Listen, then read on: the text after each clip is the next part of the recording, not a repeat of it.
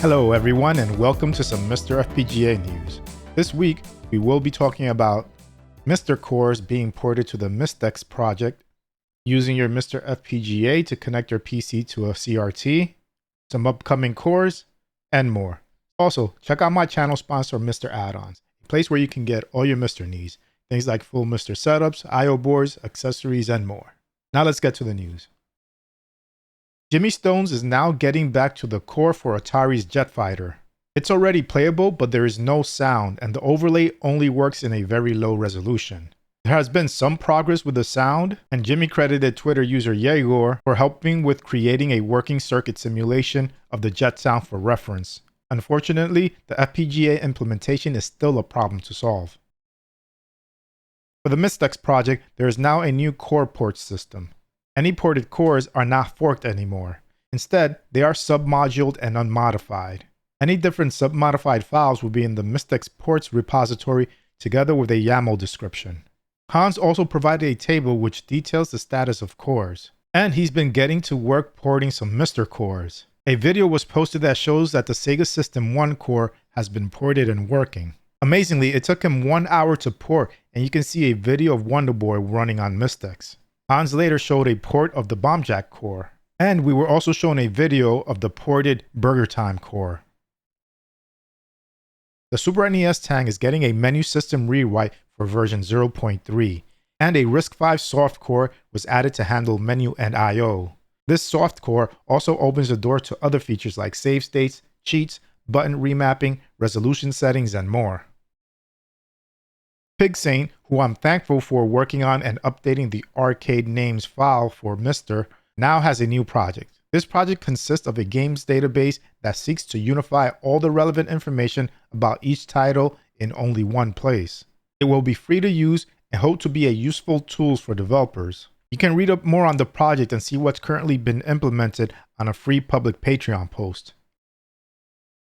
In addition to the MiSTer FPGA Discord Game Challenge, there is also a Game of the Month where players can discuss anything and everything about a game. This month's game is Indiana Jones and the Fates of Atlantis, which is available on DOS, Amiga, and Mac. So head over to the Game of the Month Discord channel to discuss this classic point-and-click adventure.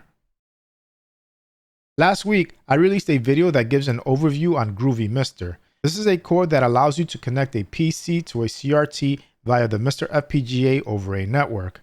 I feel if you have a MiSTer and can use a PC alongside of it, this is a must-have.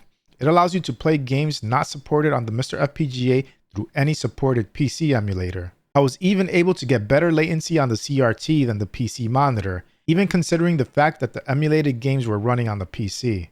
Also, in other Groovy MiSTer news, Kay Conger on the MiSTer FPGA forums is developing a way to launch Groovy-enabled emulators with a MiSTer MGL file, further integrating the MiSTer FPGA and the PC. The latest Nintendo 64 updates include YUV textures are now supported. This is the last big RDP feature that needed to be implemented. One of the games that was helped out with this is Ogre Battle 64, where the post-update shows a scene where the floors are finally visible. Another update talked about the flame rendering being fixed in Paper Mario, which also used an RDP feature. And finally, another post talked about more rendering bugs being fixed, helping out the game Tonic Trouble. For the Fujitsu FM-7 core, developer Pierco now has working video output, and the next task on the list is working on the 4-bit MCU responsible for the keyboard interface. Unfortunately, he could not find a dump for the MCU and will need to hard code the whole keyboard matrix. If a dump were to be found, then using that would be a much better approach. Anton Gale has gotten music working for the arcade game Venture. This board uses the Riot chip that was also used on the Atari 2600, so Anton was able to use the 2600 implementation from the 2600 core.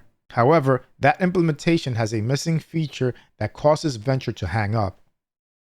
Sega System 16A games like Body Slam and Quartet never fully worked in the System 16 core due to some MCU issues. The issue is now fixed and those games are now at a working status.